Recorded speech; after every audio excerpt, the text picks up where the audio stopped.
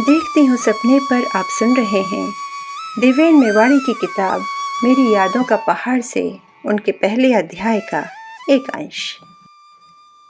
यहाँ ये रास्ते के नीचे टीन की छत का 2 मंजिला मकान देख रहे हैं। इसका किस्सा फिर कभी बताऊंगा। सामने ऊपर दुकान आ रही है, चलो थोड़ी देर वहाँ बैठेंगे। हमारे गांव में यही एक दुकान है, इसमें जोत सिंह दादा बैठते हैं। क्या खाने की खुशबू आ रही है, लगता है चूल्हे में कुछ चटपटा बन रहा है। शिकार होगा। जोध्या तो गजब के शिकारी ठहरे, मार लाए होंगे कुछ, काकड़, मुर्गी, तीतर, कुछ भी। वे दुकान में ही है। कालीन पर बैठे बैठे लोहे के गज से कपड़ा डालकर बंदूक की नली साफ कर रहे हैं। बंदूक सदा साथ ही रखते हैं। दादा पैलाग, जीव जाग हो देवी, और कैसी चल रही है पढ़ाई? ठीक ही चल रही है। ठीक ही नहीं, बढ़िया चलनी चाहिए। अपने दादा दीवान की तरह खूब पढ़ो। हमारे गांव के लड़के पढ़ लिख कर आगे बढ़ने चाहिए। क्यों? होई किलेने तो मेहनत से पढ़ना। अभी कहाँ तक? धूरा कका के यहाँ तक जा रहे हैं जरा। तो ये है जोध्या, गांव की शान कहलाते हैं। सारा गांव मानता है इनको। जब मैं 4वीं-5वीं कक्षा में पढ़ता था तो इन्होंने एक बाघ मारा था। गांव वाले उसे डंडों पर लटका कर सामने उस धार में लाए थे, वहीं उसकी खाल निकाली थी। और यहाँ ये रहा हमारा पानी का पुश्तैनी धारा। औरतें और बच्चे पानी भर रहे हैं। किसी ने पानी की धार पर कलश लगा रखा है। घास के गट्ठर उतार कर औरतें धारे के पास ही बैठी हैं। पानी पिया होगा, अब बातों में खोई हुई हैं। मेरे कानों में भी पड़ रही है उनकी बातचीत। दीदी कैसा आराम, रत्ते बयान से अधरात तक काम ही काम हुआ, एक घड़ी भी बैठने की फुर्सत नहीं हुई। है बहनी के लेने, मेरी भी तो यही बात हुई। रत्ते बयान उठकर झाड़ू लगाना, रोटी साग पात बनाना, फिर पानी भरने दौड़ना, 2 रोटी खाकर घास काटने चल देना। अब लौटी हूँ तो सीधे खेत में चली जाऊंगी मंडुआ लवाने।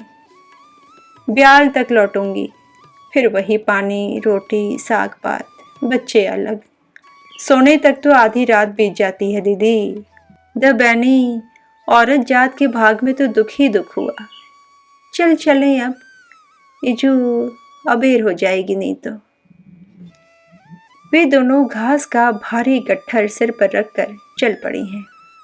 अंजुली से धारे का 2 घूंट ठंडा पानी पीकर हम भी चलते हैं आगे बाखली की ओर।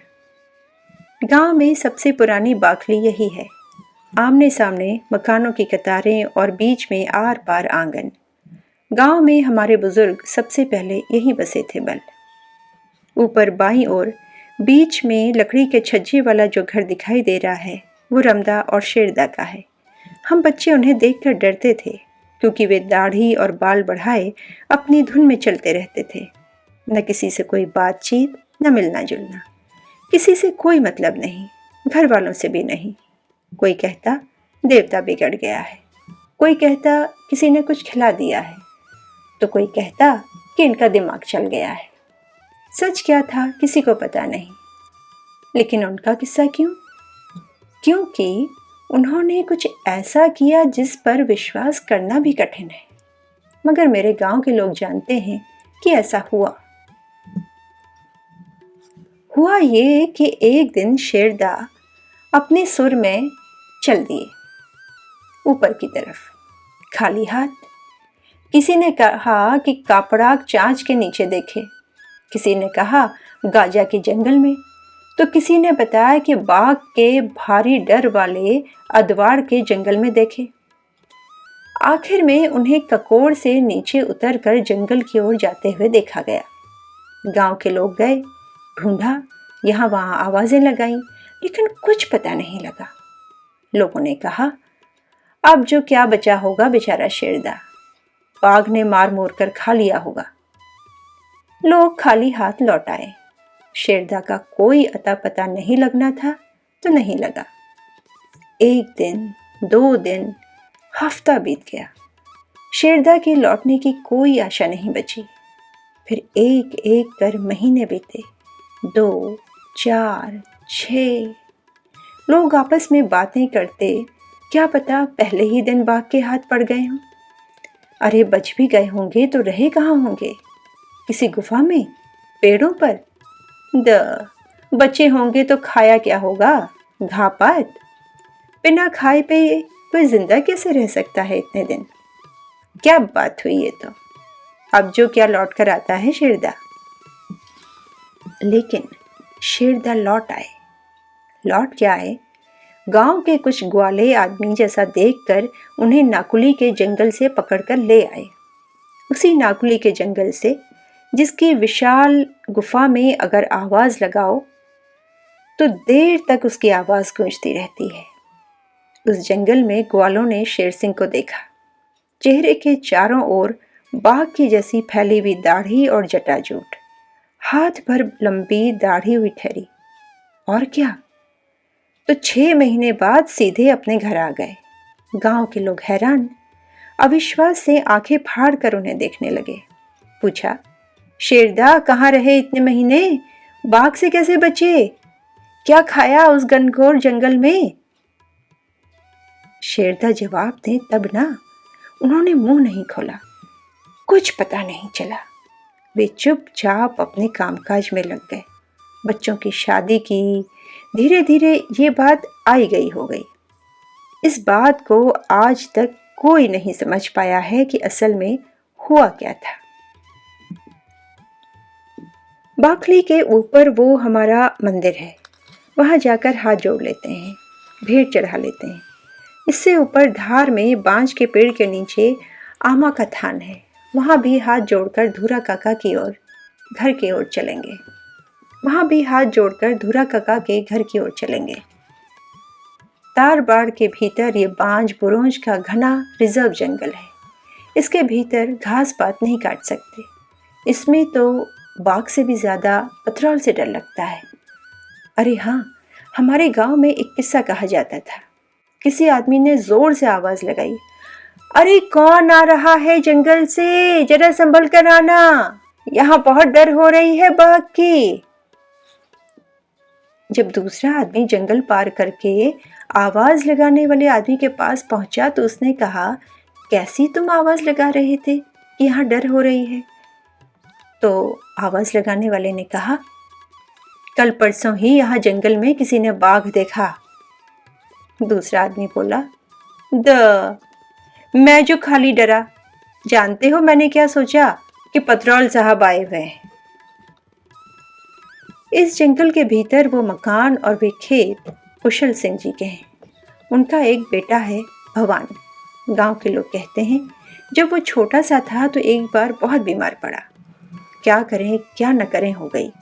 गांव में अस्पताल तो हुआ नहीं।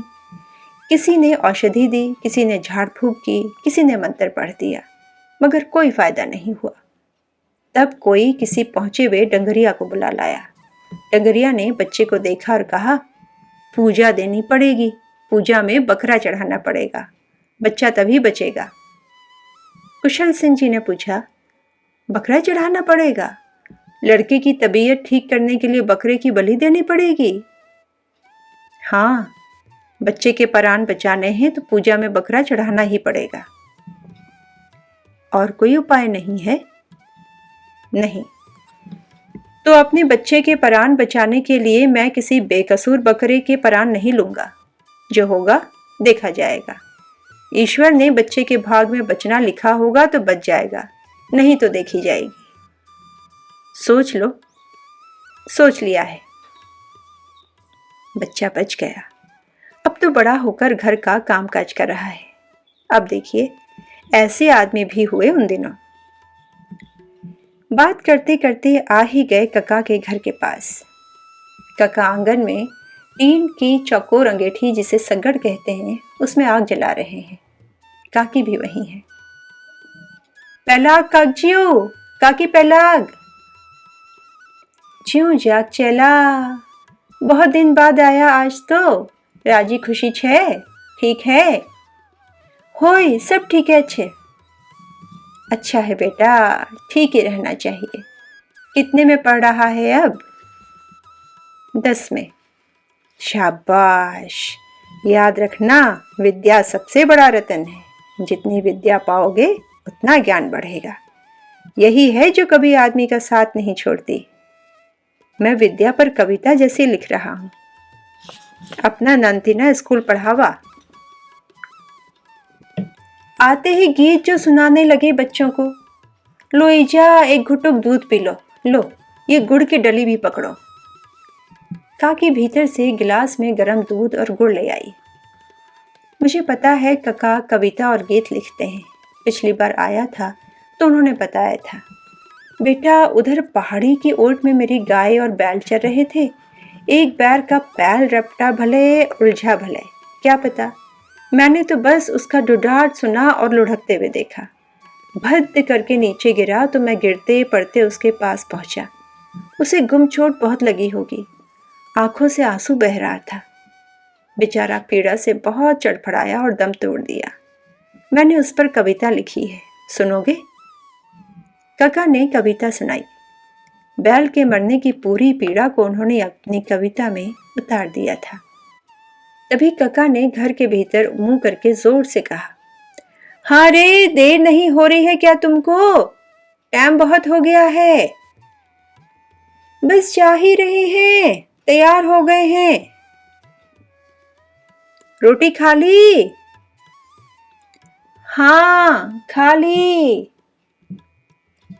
कंधे में बस्ता लटकाए, तेल चुपड़े बालों की मांग बनाए 2 बच्चे तेजी से बाहर आए। हमें पहला कहा और फट फट सीढ़ी चढ़कर तेजी से आगे निकल गए। मैंने पूछा, काका ये कौन है? वे बोले, बच्चे हैं, गलनी जूनियर हाई स्कूल में पढ़ते हैं। माँ बाप परेशान हो रहे थे कि कहाँ रहेंगे, कैसे पढ़ेंगे। मैंने कहा, क्यों, ये घर नहीं है क्या? यहाँ क्या परेशानी है? तब बच्चों को यहाँ ले आए। यहीं रहकर पढ़ रहे हैं। मैं बीच बीच में सवाल पूछ लेता हूँ, पहाड़े सुनता हूँ और जो पढ़ा है उसे मुझे सुनाओ भी कहता हूँ। इस तरह वे पढ़ाई दोहरा लेते हैं। काका काकी के बच्चे नहीं हैं, हुए ही नहीं। काका इसे ईश्वर का विधान मानते हैं। दूर गांव से आए कुछ बच्चे इनके पास रहकर पढ़ लेते हैं। इनके घर को बोर्डिंग नहीं, अपना ही घर मानकर रहते हैं। पानी भरी दुनिया छ, एक आवाज आई। हैं, किसकी है ये आवाज? ठीक करनु भयो, काका ने भी नेपाली भाषा में जवाब दिया। नेपाली मजदूर लग रहा है। काका ये कौन है? डोटियाल लग रहा है। डोटियाल ही है, 6-7 हैं। हम मेट कहते हैं इन्हें, बल्कि मैं तो नाम से ही बुलाता हूँ। नीचे उस तरफ गोठ में रहते हैं। गरीब आदमी है बेचारे। जानते हो कहाँ से आए हैं? नहीं, डोटी से। डोटी नेपाल में है बेटा, बहुत गरीब इलाका है बल। वहाँ से ये लोग यहाँ पैसा कमाने आते हैं। यहाँ पैसा कौन देता है इन्हें? यहाँ नहीं, काठ गोदाम या हल्द्वानी मंडी में देते हैं। वे भरी हुई बोरियां देख रहा है नीचे, उन्हें बेचकर पैसा कमाते हैं। उनमें क्या है? किले, झुल यानी लाइकेन आ दिखाता हूं। काका एक बोरी का मुंह खोलकर लाइकेन दिखा रहे हैं। अरे ये तो हमारे यहाँ पेड़ों पर बहुत होता है, मैंने खूब देखा है। मसाला बनता है बल इसका। कौन जाने कैसा मसाला बनता है।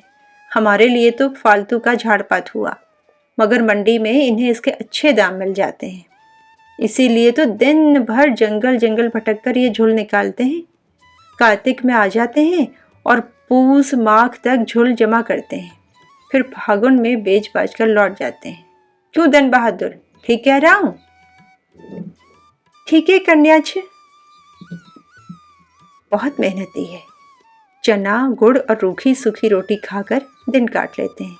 पाई पाई बचाकर घर के लिए पैसा जोड़ते हैं। मोटा और फटा पुराना पहनकर भी खुश रह लेते हैं। अक्सर गीत गाते रहते हैं। यहाँ रहते हैं तो हमारे घर में भी थोड़ी चहल पहल हो जाती है। इन्हें भी यह अपना ही घर जैसा लगता है, इसलिए हर साल आ जाते हैं। मना करो तब भी उधर कभी पानी के नौले से पानी भर लाते हैं तो कभी जलाने के लिए सूखी लकड़ियां बटोर देते हैं। प्रेम रखते हैं ना, इसलिए। चल भैया चलते हैं अब। होए, फटाफट चल पड़ते हैं, अब तो उतार ही उतार है। चलते चलते जैतुआ कह रहा है, फटाफट ही आ गए हैं काफी नीचे तक। उधर उस मकान की छत में से कोई आवाज दे रहा है, किले दौड़, कहाँ तक? पता नहीं किससे पूछ रहे हैं। आप कहीं ये मत समझ लेना कि कोई दौड़ रहा है। हमारे पीछे पीछे 2 आदमी आ रहे हैं, शायद उन्हीं से बात हो रही है। असल में हमारे गांव के लोग किसी से सीधे क्यों, कहाँ जा रहे हो पूछना ठीक नहीं मानते, इसलिए किसी को कहीं जाते हुए देखकर पूछते हैं, किले आज दौड़ कहाँ तक, या केवल दौड़ा। हमारे पीछे चल रहे एक आदमी ने जवाब दिया है, तल्ली पत्तियों रो। पत्ते को पत्ते गजार का? न तो कु कानला का? न तल्ली सारी का। तल्ली सारी? तल्ली सारी में कौन? प्रताप सिंह? बहादुर का बाप। बहादुर? अरे प्रताप द ठग। तो ऐसा कहो ना, मैं जो सोच रहा हूं, कौन प्रताप कौन प्रताप। कुछ है वहां? हाँ, आज जाग लग रही है उनके यहाँ, बुला रखा है। ठीक है भाई, चलो फिर। आप समझे, एक प्रताप सिंह को पहचानने में कितना समय लग गया। वे उनका उपनाम लेने में संकोच कर रहे थे, इसलिए पहचानने में देर हुई। अगर शुरू में प्रताप द ठग कह देते तो फौरन पहचान लेते। कहने का मतलब ये कि गांव में एक ही नाम के कितने जो प्रताप हुए, कितने बहादुर, सोबन, गोपाल, देबुआ, जैतुआ। नाम ले लेने से हर एक को पहचानना मुश्किल है, इसलिए मेरे गांव के लोगों ने इसका आसान रास्ता निकाल लिया। नाम के साथ उस आदमी का उपनाम जोड़ दिया, और उपनाम रखने में हम लोगों का कोई जवाब नहीं। उपनाम लेते ही पता चल जाता है कि किस आदमी की बात हो रही है। और उपनाम यूं ही नहीं, बहुत दिमाग दौड़ा कर रखा जाता है। उसमें उस आदमी की विशेषता झलकनी चाहिए ताकि फौरन पहचान में आ जाए। अब जैसे कोई बहुत मोटा है तो उसे ठ्यक, यानी छाछ फाड़ने का लकड़ी का पीपे जैसा बर्तन। छोटा कद और शरीर गोलमटोल है तो घंटी। हाथ पैरों में बाल ही बाल हैं तो भालू। बंदरों जैसी हरकतें करता है तो बानर। चमकती आंखें और गोल चेहरा है तो बाघ। मोटा पेट है तो ढोल उपनाम भी मिल सकता है। अब मैं भी अगर सदा गांव में ही रहता तो क्या पता आज मेरा भी नाम देवलाम यानी लंबू या देबुआ दाढ़ी या फिर कुछ और होता। यही नहीं, आदमियों के ही उपनाम रख देते हैं, औरतों के भी हो सकते हैं, जैसे द्वैड़, काकड़ या बाघ। तो देखा आपने मेरे गांव और मेरे गांव के लोगों की हल्की सी झलक। ये तो बाटे बाट मतलब राह चलते चलते मिल गए। पूरे गांव और गांव के तमाम लोगों की तो बात ही कुछ और हुई। यहाँ के लोग, रहन सहन, रीति रिवाज, यहाँ के देवी देवता, खेती पाती, कारीगर, यहाँ तक कि गाड़ गधेरे और डांड कान तक में सब अपने आप में अनोखे हैं। सांची, तभी तो इतना मन कर रहा है कि आपको भी बताऊं अपने गांव और इन सब के बारे में सब कुछ। सुनेंगे आप? हाँ, तो चलिए सुनाता हूं। औ कहकर हुंकारी तो दीजिए। आप सुन रहे थे प्रसिद्ध विज्ञान कथाकार देवेन मेवाड़ी की किताब मेरी यादों का पहाड़ से उनके पहले अध्याय का अंश।